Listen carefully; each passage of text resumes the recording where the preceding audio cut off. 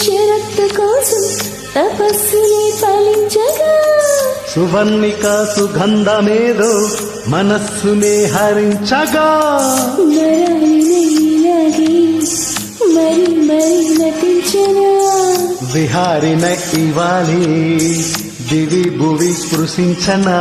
గ్రహములు పాడిన పల్లవికి జాబిలి ఊగినది కొమ్మలు తాకిన మరికే కోయిల పుట్టెనులే ఒక సౌఖ్యం తనువంత చెలరేగి క్షణాలను అందాలలో ఆనాలే భూలోకమే